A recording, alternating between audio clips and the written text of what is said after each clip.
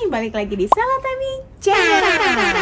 Nah, di video kali ini Selatabi Channel bakal nunjukin ke kalian semua gimana sih rumah khas orang Jepang. Kira-kira gimana ya rumah orang Jepang, dalamnya seperti apa ya? Jadi tetap ikutin terus video Selatabi Channel kali ini. Selatabi Channel Yokoso.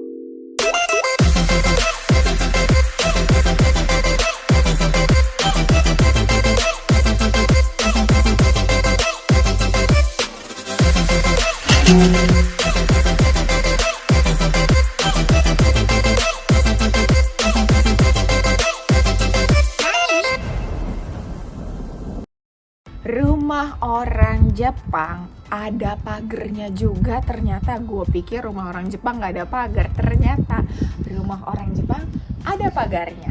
Dan rata-rata rumah orang Jepang itu pagarnya gak tinggi. Jadi cuman segini dan kita bisa masuk. Jadi ada pagar untuk masuk ke rumah orang Jepang. Ayo kita masuk.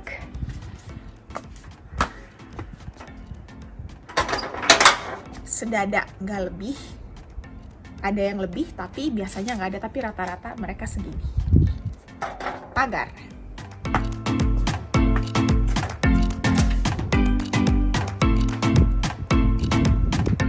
Dan ini seperti rumah Doraemon alias rumahnya Nobita. Namanya itu Gengkang.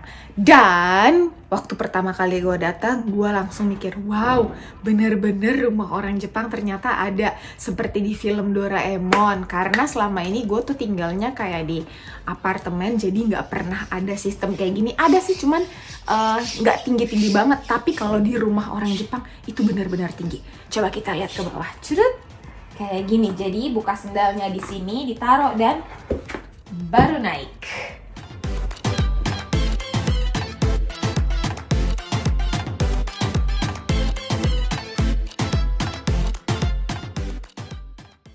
Dan lantai rumah orang Jepang ini nggak seperti rumah orang Indonesia yang ada lantainya tuh terbuat kayak dari batu gitu, terus dikasih floor. Kalian tahu kan floor kayak lantai apa sih, ubin dari kayak ubin kaca atau pokoknya ubin keras itu. No, mereka tidak memakai itu.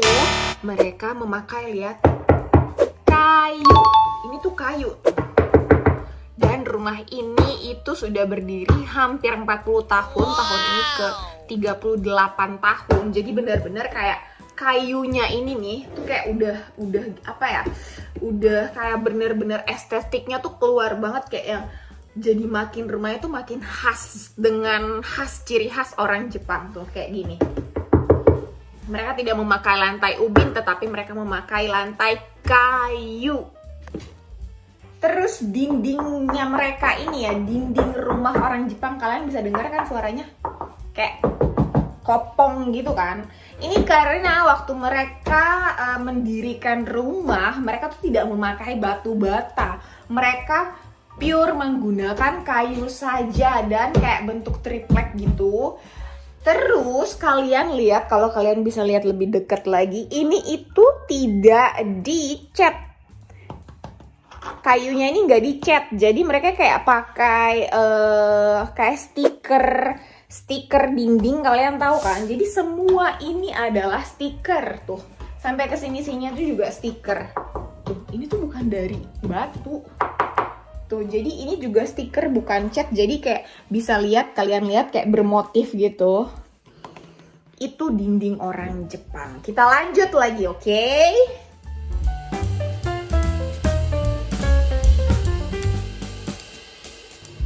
Di ruangan Yoshiki atau ruangan khas Jepang ini, kalian bisa ngeliat ini tuh jendelanya beda dari kamar-kamar Jepang atau rumah Jepang yang lainnya ya, atau yang kekinian. Karena mereka punya jendela yang kayak gini. Jendelanya itu bisa dibuka kayak gini. Dan baru kalian bisa ketemu jendela asli, jendela kaca ya. Baru kalian bisa ketemu jendela kaca. Setelah jendela kayu kertas gini, baru kalian bisa ketemu jendela kaca. Jendela kaca, ini jendela kacanya ya. Baru kalian bisa ketemu jendela kaca. Dan ada kayak apa ya ini namanya, jaring nyamuk ya, jaring nyamuk. Ini tuh ada jaring nyamuk. Jaring nyamuknya juga bisa dibuka, baru kalian bisa ngeliat keluar. Jaring nyamuknya ini itu dipakai kalau lagi musim kayak sekarang, musim pergantian musim dari musim dingin ke musim panas atau pas musim panas, tuh mereka biasanya cuma buka kaca terus mereka cuman kayak pakai amido, kalau bahasa Jepangnya tuh amido, kayak apa, jaring-jaring nyamuk, terus mereka udah buka kacanya kayak gini full udah. Tapi kalau dingin, harus ditutup semuanya. Jendela satu, dan ini ada jendela kertasnya. By the way ya, jendela kertasnya ini itu papanya Toshi semua yang ganti, yang bikin, yang nempel-nempelin apa sih namanya, moyo. Bahasa Indonesia, kalau bahasa Jepangnya tuh moyo, kalau bahasa Indonesianya motif. Nah, kalau papanya Toshi yang tempel-tempelin sendiri gitu. Dan ini lucu. Ini tuh beda daripada yang biasanya. Ini tuh bisa diangkat ke atas, ke bawah. Gua angkat ya, gua angkat ke atas ya tuh. Bisa diangkat ke atas gini. Bisa diangkat ke atas, bisa diturunin ke bawah full. Jadi full ketutup, bisa setengah dibuka kayak gini. Tapi kalau ini kegedean banget, bisa setengah aja gitu. Nah, bisa diangkat kayak gini. Jadi bagus kan. Jadi rumah suasana nuansa rumahnya tuh bisa diganti-ganti lewat model jendela khas Jepang ini.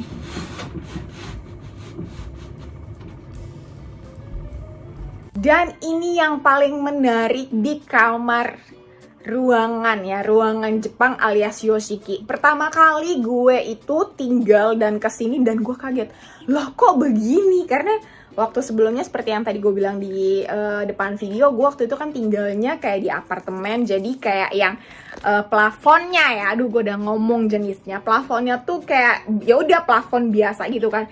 Tapi kalau di kamar yoshiki atau kamar Jepangnya ini, plafonnya itu tok ya, bener-bener terbuat dari kayu. Plafon orang Jepang tuh langsung ditempelin kayu, plafonnya dari kayu.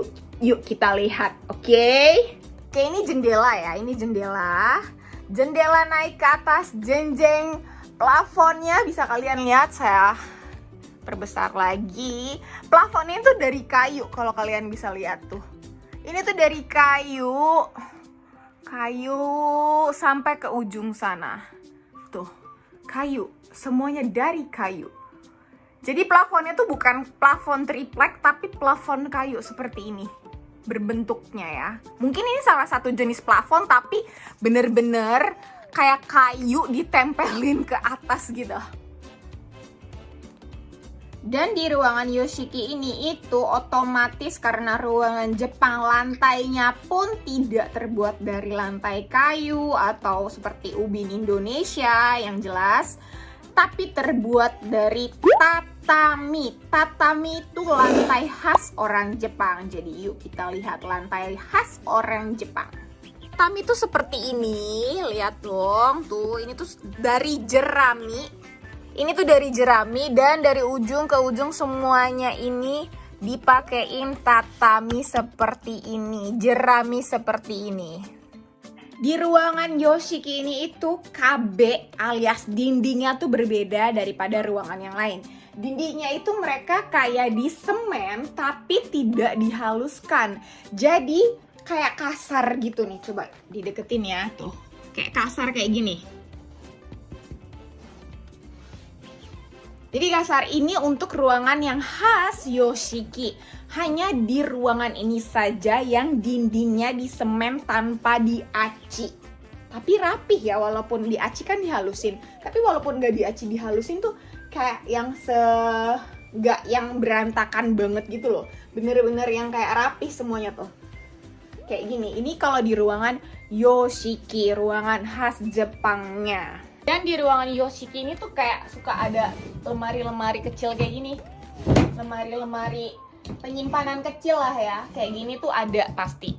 Penyimpanannya dari ujung situ lumayan panjang sampai ke ujung sini. Pinggir ruangannya lemari dinding seperti ini. Jadi lemarinya ini langsung nyambung sama dinding. Kalau dibuka mohon maaf ya kalau berantakan karena ini ibarat kata gudang. Gudang, oke? Sekian. Berantakan say. Kawan ke kamar mandinya orang Jepang. Kamar mandinya orang Jepang ini pasti selalu ada bathtub. Karena apa?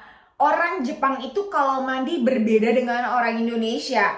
Orang Indonesia kalau mandi pakai gayung atau pakai shower, cuci badan, selesai. Tapi orang Jepang setelah shower dan gayung, mereka harus masuk yang namanya ofuro alias bathtub. Jadi tanpa bathtub, tanpa ofuro, mereka tanpa berendam, mereka tuh namanya nggak mandi. Itulah perumpamaan kamar mandi atau cara mandinya orang Jepang. Jadi ayo kita lihat gimana sih kamar mandi khas orang Jepang yang ada ofuro alias bathtubnya. Ofuronya ini ada jendela seperti ini dan jendelanya itu bisa dibuka. Jadi bisa kelihatan langsung ke sana, ke bagian sana. Kalau dibuka, jerung. Tapi by the way ini ada lagi jaring nyamuk. Tidak mungkin tidak ada jaring nyamuk. Kalau nggak ada jaring nyamuk, nyamuk banyak yang masuk. Ini, jadi kalau mereka mandi, kalau kepanasan bisa dibuka dari situ. Dan inilah bathtubnya mereka. Ini adalah ofuronya, tempat mandinya orang Jepang. Atau bathtub. Terus kalau dibuka, sudah ada air yang tersedia. Jatuh. Ini penutupnya ya. Penutupnya ini fungsinya supaya airnya tetap hangat. Jadi setelah diisi air, langsung ditutup pakai ini.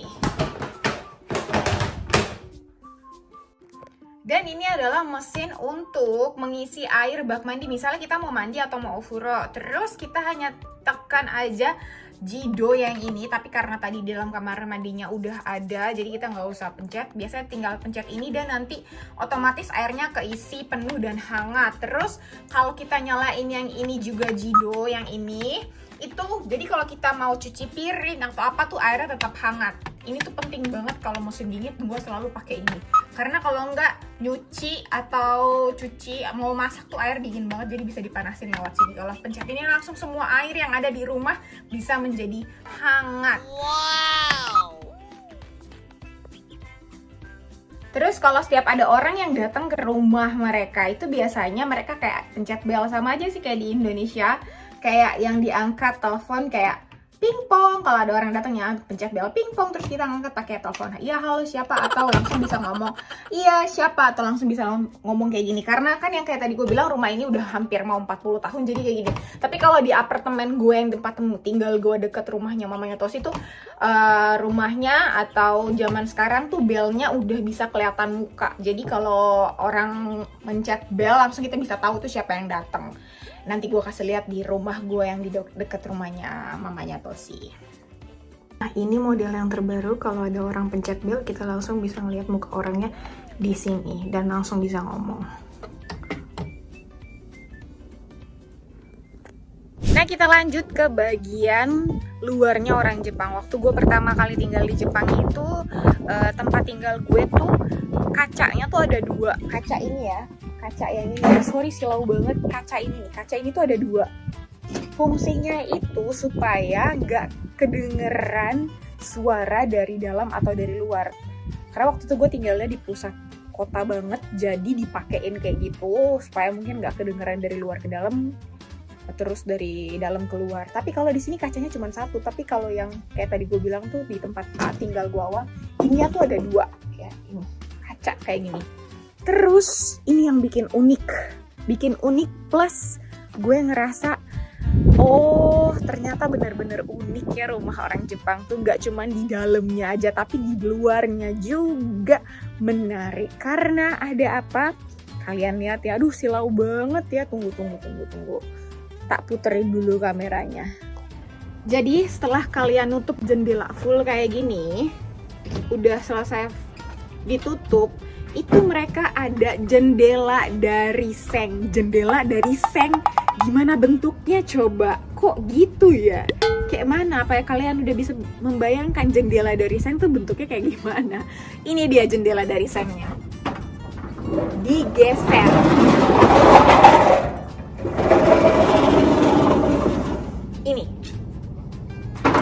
Ini ada 3 lembar, tapi gue nggak tutup semua karena masih siang. Gue nggak bakal tutup, gue cuma kasih tahu 1 aja.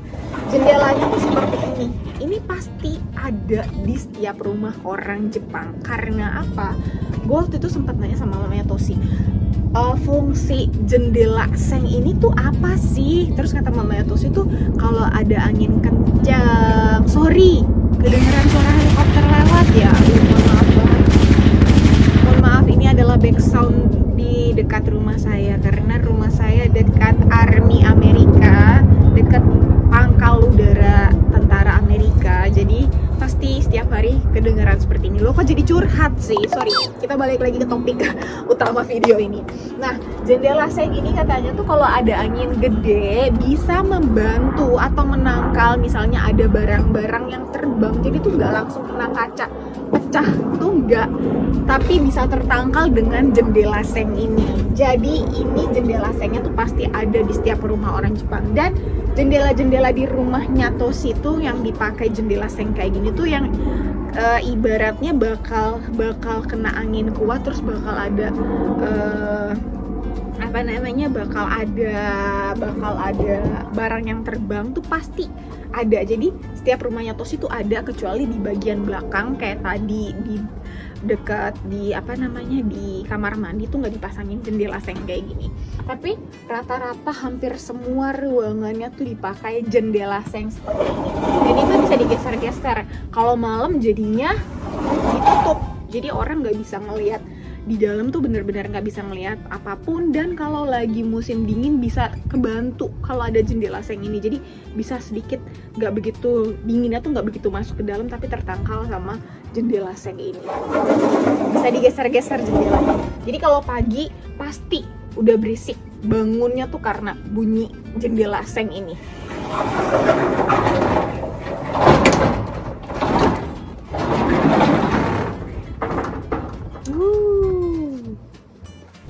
Rumah orang Jepang ini kenapa berbentuk seperti yang kayak tadi gue udah jelasin tuh bukan karena nggak ada sebab atau karena untuk gaya-gaya doang, kayak untuk gaya-gaya mau pasang jendela dari seng, terus mau pasang temboknya nggak mau dari batu, maunya dari kayu, bukan seperti itu. Tetapi kenapa rumah orang Jepang itu di temboknya dari kayu, lantainya dari kayu, terus ada jendela seng, itu karena untuk supaya kalau ada gempa ataupun ada kebakaran itu tuh nggak begitu terlalu berbahaya.